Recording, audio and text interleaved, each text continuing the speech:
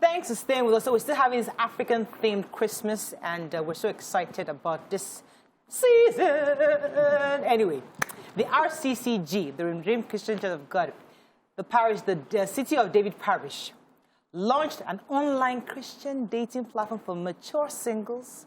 Okay. And the platform will enable singles to interact and find their life partners. However, the site states that every registrant must conduct his own independent background check before connecting with another person on the platform, because they can't take responsibility, obviously, for that. But this sounded like a breath of fresh air, because many people go to church or to mosques hoping that they will find their life partners. And the guy is doing shakara. The girl is doing shakara. They don't want to do the needful of meeting. There's always that thing. But with this intermediary, which is the online website, where if you really need a life partner, register, you know, and they can actually hook you up. I think it's a really, I mean, we've heard of dating sites, but in a controlled religious setting, sounds really refreshing, don't you think, Mariam? Okay, because it also has a disclaimer where it says you should do your own independent, so it's not exactly a dating site. Just the fact that what is common is that probably you're all Christians here. So if it was like a proper dating site, meaning that everybody would be vetted on that site, so, you know, most of the job would have been done. But it's a good thing. It's a good thing that, you know, in this our world of diverse people and diverse thoughts and whatever, we're hoping that, I'm hoping that this is supposed to be a group of people who maybe have same Christian values, same moral values, and then if that is put on one side, then you can work with someone who already has some of these things with you in common. But, you know, there's also the part where you pay 25,000 naira, right? Yeah. Yeah. Really? Oh, the fee? Yes. Yes, there's a 25,000 naira fee. And I like that because it means that you take it seriously. I've noticed that when people don't pay for things, they really don't take it seriously. So it means that you have to, and then also it puts in a certain type of financial bracket. Because how many people are going to be putting 25,000 just to be somebody? So there's a, you know, it's sort of vetting as well. That, okay, at least this person may be afford to do that for this. If you are desperate, you will pay, whether you can afford it or not, you will find 25,000. Yeah, if you're desperate, because there are a lot of people who want to get married and have not found the right partner. Women keep meeting men who will break their hearts, who will just use them and go away. Men keep meeting women who are just, you know, they're not meeting the right people. And you see, a lot of these churches, what they do is when you join their church, they try to pair you with one of the congregation. You know, the pastors try to. I have heard, I'm not a member of any church, but I know that a lot of pastors do this. Pastors go be looking for their own mates inside the congregation. You know, there's one thing with Pentecostal church, and I know it irritates me. I was just in secondary school there, started going to this Pentecostal church. And all of a sudden, brothers will be coming up to you to say, Holy Spirit. I'm like, I'm not finished school yet. Why is the Holy Spirit talking to you about me? You know, it's really irritating me. I remember the one, I better not say it here. Mariah will just kill me. But yeah, we remember, we know. Which one? The one that will see somebody in his dreams. Yes, Luke. I remember his name is Luke. I can never forget the guy. Brother Luke. Oh, why did you plan this? Let's not go there. I know, but anyway, that's Mike doesn't have secrets. Mike doesn't have secrets. But the truth of the matter is that dating sites, I think, are good. Because where do you meet your spouse? If you don't meet them at work, you go to a nightclub. You can go and meet a hired killer in a nightclub. You will not meet. So, and it's good advice. Investigate properly too. Right. But let me come to some of your thoughts on this website. See, the church system has become so woke that we now use and I believe that God has given us our brains to solve human problems. You know, God will not do for you what you can do for yourself. But we just scientify spiritual things, and then we spiritualize science. So this is a church on the highbrow network area, and a lot of women there, a lot of people are busy, and it's a good forum. Every church has singles units. They even have mature singles units. And the idea is the church provides an environment where both parties can meet, learn, evolve as individuals, and hopefully marry. When we bring in the dating sites where you pay to enter, it begins to look more like, it just feels a bit like a business or something. I wish that maybe a private individual comes up with this. The church says, I endorse it, but maybe not from the church. Yeah. Well, maybe over spiritual. I also strongly feel that there are so many singles-related programs addressing women. I saw one, let me not even mention the brand because once I say it, you know, and it's a meeting where women go through training, hours of training. Then they will now be exposed to men one day. I say, have you seen the statistics of what causes problem in marriages? Men should go through hours of training before meeting any woman because women have been trained forever to be good wives. Our men don't get that intensive training. Exactly. So why would you put up a program to match men and women and then you're spending hours training the same woman that has gone for fellowship, gone for deliverance, gone for, and then you now introduce him to a man? That's no idea. Expect that. But see, there's one singular question many singles ask: where do I find the right person? Yeah. And I think a lot of people, as you said, a lot of churches have singles fellowship, but nobody shows up. Like the real kinds of people don't go there. I mean, I was a very dedicated member of the singles fellowship, but the correct guys were not coming. You know, I was there I was working. But you see, the real correct guys or correct girls usually don't go to this singles fellowship because it's just like it's kind of tacky. But the fact that the website is almost discreet, where you apply, you don't know who is who, and if they find you a match, both of you go on a date, and if it doesn't work, nobody knows. But when you come to singles fellowship, we're all there, and you're all scoping, and you look like you came to come and market yourself. Auntie Murayo showed up. Auntie Murayo and Brother that kind of thing. Auntie Murayo and Brother Shehu have been talking though. So the fact that it's somewhat discreet is also another attraction for this website, and I think I really like. I mean, I love it. I wish it was there when I was single. I would have been a member of the. I would have absolutely put my profile there. But you know what? I'm here. You know, who would give me somebody because I like to go on dates. Okay, so they're going to match them because when the disclaimer says you need to do your own independent investigation, it made me worry because I would prefer where a proper vetting of anyone that subscribes for that dating site is done. So you check, first, yes, you're a member of the church. Secondly, you're a Christian of certain values. We know we go through training of like your 3 months of character and training. everything, your education. So when I'm coming in there, I know that there's a certain level of person that I'm meeting, you know, morally and education-wise and everything. But when you say to me to do my independence, are you now asking me to do the disclaimer? Okay, in addition. I think they will do the vetting, but also in addition to don't only depend on our own vetting. You need to go and do your own side vetting. I also think that people need to go through training to understand themselves because one of the problems with people in marriage is that we don't know ourselves before we get married. And then we meet another person and because we don't understand ourselves, we are evolving in that relationship. The person is also dealing with a lot of baggages.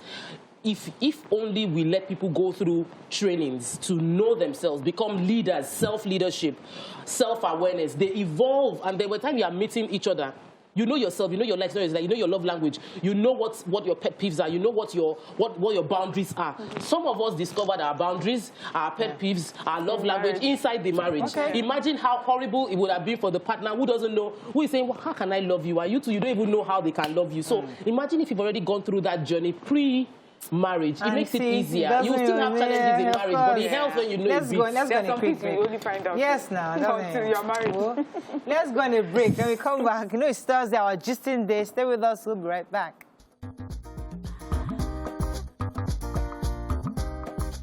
Stay tuned. Your View will be right back. Thanks for staying with us. So we have a bit of breaking news. We're told that the tanker drivers have blocked the busy Benin-Asaba Onitsha Expressway, Koka Junction section of road in Asaba, Delta State, Thursday morning because the policeman allegedly shot tire of one of the fully loaded tankers after the driver refused to give the money he demanded. So school children, commuters, motorists are all stranded as drivers insist that they remain there until the issue has been resolved. So we're just letting people in that axis not to go through that area because it's quite jam-packed right now. Okay, going back to our story of the day. So we're talking about the RCCG's dating website, but I'd like to link it up to actually what's the definition of the right kind of guy, especially because there was a message that we thought was interesting that Dario of a Niger girl posted, which we thought was interesting. It says, as a man who's attracted to women, what have you realized about them or since you started dating? It's a safe place, so share. So in this tweet or in this message, many people started posting messages on men. I'm talking about men actually sent messages on what they thought women, on their perception of women in relationships. And I'd like the ladies to maybe share the comments. It's really interesting because, and this is an interesting conversation because it gives women a perspective on how they see us. So we have this nice flowery design of the man coming to come and sweep you off your feet and all that, but men are seeing us differently. So it'll be interesting to listen to a few of these comments. Mariam, they want to take two? Yes, so there's this particular one where it talks about women would like to feel that we're romantic. Oh, I'm romantic. But when you really look at it, it's not that women are actually romantic, but we like to receive romance. We like to be romanced, but we don't give it. Yeah. So a woman says, I'm romantic because I like flowers and cards. Chocolate. And see, how do you show it? How do you show it back? And for me, that really caught me because this conversation actually happened in my home. My husband actually brought my attention to that. Auntie, you're not the romantic one. I am the romantic one because I'm the one that does it. And I thought, that's so true. It's so easy to receive. In what ways do I show the romance back? And because he brought it up, I try in different ways to see how I can show that. But I really love to give. He loves the head massage and he loves foot massages. Yeah. So sometimes when he comes from work, I'll just take off his shoes and just give him a massage. He loves that. So that's my own way. Mr. Mark likes it too, and he will hear that Mariam is giving it. Papa is not giving foot massage. So you see, that's interesting because we're talking about dating. I mean, that's really the topic today because the dating side is where people come to date, and you show yourself and say, okay, what can I offer? And this is part of the things. When you see romance, you're thinking it from your own receiving end. Yes. One of the messages that caught my attention was when we are saying our own problems. I mean, this has happened to me. I dated a few guys, and I will be lamenting the problems of my life to them and telling them, they'll be listening to me with their ears. After that, they're thinking, okay, let me just get the heck out. So I'm telling them, oh, my boss is this happened, we don't have this. That was a trying time in my life when things were really hard. So I was constantly complaining, not because I wanted him to give me anything, but I was just lamenting. I was venting. He was like my venting board. But he was taking it as, I want to share, I want to express myself with you, but I didn't allow that. So we talk too much and share all our problems, thinking that this guy will take in all the problems and then, be there for us. And we don't do the same. We listen. Yes, we listen. We don't listen. I didn't listen. We didn't listen enough. Yeah. Let me give you a good example. Valentine. All the men, the new relationships, they run away because all the women are expecting. I've never heard a woman say, oh, I'm doing this for my partner for Valentine.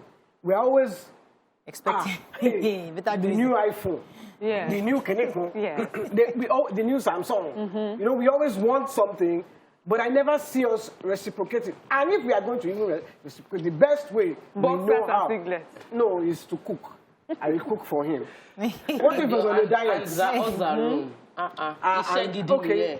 Yes, and the other room. But you see, the thing is about the other room is that it's two-way. It's a two-way thing. Don't you enjoy it? But it's the other room.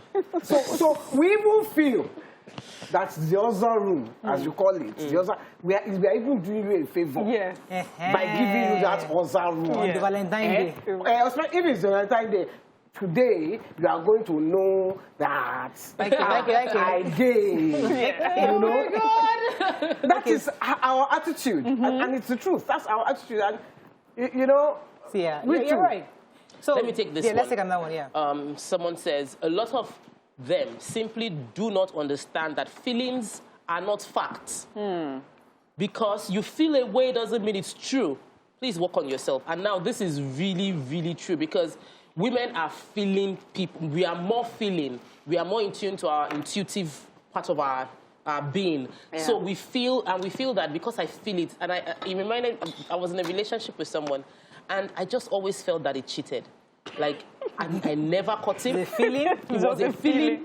And the guy told me all till the end that it wasn't true. I never believed him. It was just a feeling, and it wasn't fact. And I think that it was, thinking about it much later, that it was insecurity from my part that this all-perfect guy, and me, this small girl, there must be someone else in your life, and you are reserving me for marriage. No, there's someone else. And I kept saying it. So a lot of women probably have their own insecurities, and then they now let that affect the way they feel, and project it as fact on a relationship that might have nothing. Can I just say something? Yes. Sometimes feeling is fact, you. But they are telling you it's Because not always fact. It's not always fact, but when you feel it, when your sixth sense talks to you, answer it. Don't be telling me my feeling is not fact. My feeling sometimes is fact, too. That's wisdom. Because there's one, so a man is saying, don't assume, but the woman is saying, I'm a woman, I sense it, I almost know. But we have to now balance it, where, okay, you're sensing it, but because you've not caught the person red-handed, don't assume, just always believe the best of the person. Okay, if you sense it, then investigate it. What he finds you investigating, then he feels it. And then you say why you are investigating. Another one? Okay, yes. So this one really made me laugh. He says, women believe they have more control of the universe than men. That's why they feel that if they are hurt by you, they can talk to the universe and something evil will happen to you. Then he says, Uchechi, if you like, go outside naked and swear. You are only giving ghosts free nudes. So we hear women, when they say they were heartbroken by a man, then they stripped themselves naked and stood in the jungle and cursed the person. So he say, Auntie, you're not the only one that has that power. I can stand before the universe to ask, So, and I know that a lot of us. Where did that come from? Home videos, I'm sure. Well, I remember. Oh God, I hope you're not watching. I remember there used to be somebody, a girl. She was heartbroken. She brought out all these Bible verses and everything. We were sitting down. She was reading it and calling the person's name, calling, and cursing the person. And I remember then I was really uncomfortable because, I mean, it's just a breakup. The person just moved on and met someone else. And now she's happily married and everything. And like, so how do you feel about all the curses that you put? We also need to understand women that it's okay for some relationships to break up. And when that happens, sometimes it's even for your good. So to put someone and just curse that person, well... No, so the reason that usually happens is because as women, we're brought up to keep ourselves for marriage. So imagine you've been a virgin, you kept yourself like you want to marry someone, and then a guy wheels and does all... Yes, he wheels his way into your bed, and... after he gets what he wants, which is the depiction, he gets what he wants, and then he breaks up with you. And you're wondering, but I told you, like, I'm keeping this. You did this, this blood that I just shed for you. And then the cursing What if the person is not a virgin? What if just like so there are other cases where there are major heartbreak. But I like the fact that the man... some men are now saying that you're not the only one. Men get heartbroken. I've actually spoken to a man that I felt is such a wonderful man. He should be married, should be happily married. And then he opened his mouth and told me what two ladies did to him and how heartbroken he's not even nearing marriage at all. I was shocked because I'd always felt like it's men that break women's hearts. Like, I didn't think women that men are also heartbroken to the point where they would walk out of the relationship and say, I'm not even doing it again. I beg you guys, just leave me alone, So it's vice versa, and we should be kind. Okay, I think men don't recover as well from heartbreak. A woman, if you break her heart, in 2 months, she's all right. In 2 months. You think? I'm telling you, she wants to enjoy that, stretch that heartbreak 6 months. Before that 6 months gone, she has already started looking at other men. And scoping for the next Mr. Right. A man, I'm telling you, can carry 10 years. 4 years. For years. I think 20 years. Yeah. I agree with you. I think it's in the way that we handle it. So a woman, you break her heart. She will cry. Her family members will know. Her colleagues at work will know. The person she meets in the market while they are just gisting, say, I like this, your color red. So she will cry it and report you to the whole world. But the man would pretend that nothing has happened and just internalize whatever it is that they're feeling and carry it on. And then that's why some men say that sometimes you meet a man who is damaged from all that he's gone through because he's not had the time to work on it. And so he carries that baggage into the new relationship. Sure. And because men have been trained, sorry, you want to end the topic? No, I want to go on a break. We'll come back. Okay, sorry. Let's go on a break. We'll be right back.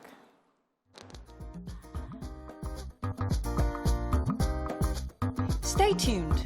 Your View will be right back.